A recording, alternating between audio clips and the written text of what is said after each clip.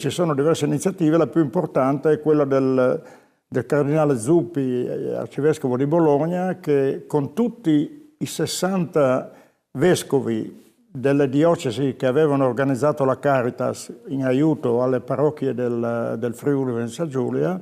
saranno nella caserma Goi Pantanale di Gemona per ricordare appunto il terremoto. Chiaro. Che i fondi raccolti dalla Curia friulana, 500 milioni, all'epoca sono stati donati agli alpini per i loro interventi. Ecco, ricordiamo anche il ruolo delle forze armate, ma anche delle forze armate in congedo, perché soprattutto i famosi 11 campi, i famosi cantieri, no, dell'ANA. Ecco, sono state molto importanti, secondo me, anche perché è vero che la prima parte poi è stata vanificata dalle scosse del 15 settembre, però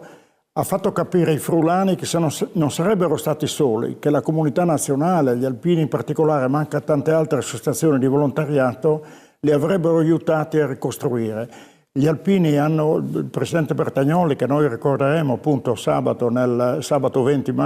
giugno nel nostro programma del Triveneto, è stato quello che ha capito per primo la gravità di quello che era successo in Friuli e quindi ha ideato questi 11 cantieri che hanno visto il sostegno di 63 sezioni di tutto il centro-nord Italia con 15.000 alpini che sono venuti dandosi il turno, perché facevano turni di 15 giorni, a intervenire. E noi il venerdì 19 lo dedicheremo proprio al ricordo di questi volontari. Abbiamo anche previsto per quelli che sono ancora vivi, che non sono andati avanti, come diciamo noi alpini, una medaglia speciale che poi i presidenti di sezione, di ogni sezione, consegneranno alle persone.